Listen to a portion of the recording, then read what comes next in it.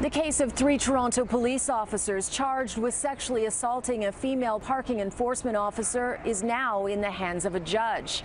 After final arguments today, the judge now has 2 choices on which stories to believe. Was the complainant a willing participant who initiated the group sex, or was she a woman who was so drunk or drugged that she couldn't and didn't give consent?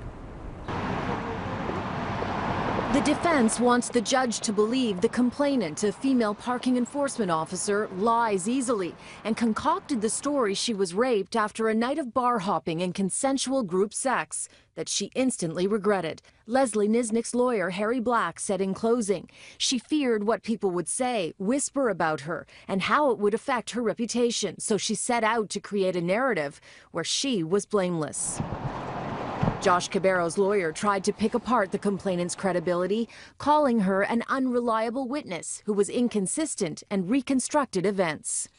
We can see it is possible that she has convinced herself of the validity of her beliefs. They are not accurate memories.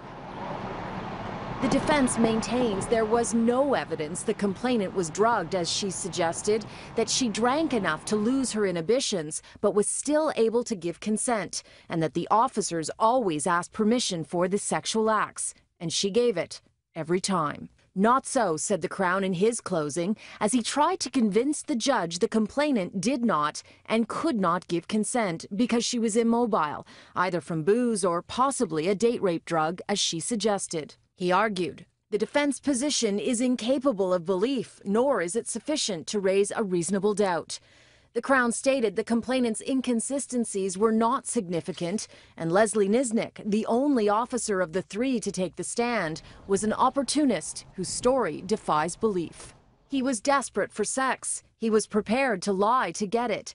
I submit his evidence was a script out of a movie where he wrote an unbelievable dialogue. This is the most scrutinized piece of video in the trial. The complainant is arriving at the Western Harbour Castle in a cab with Nisnik and Cabarro after leaving the brass rail. The defense points out she looked fine and only stumbled slightly at this moment because she was in heels on cobblestone. The Crown claims she was inebriated.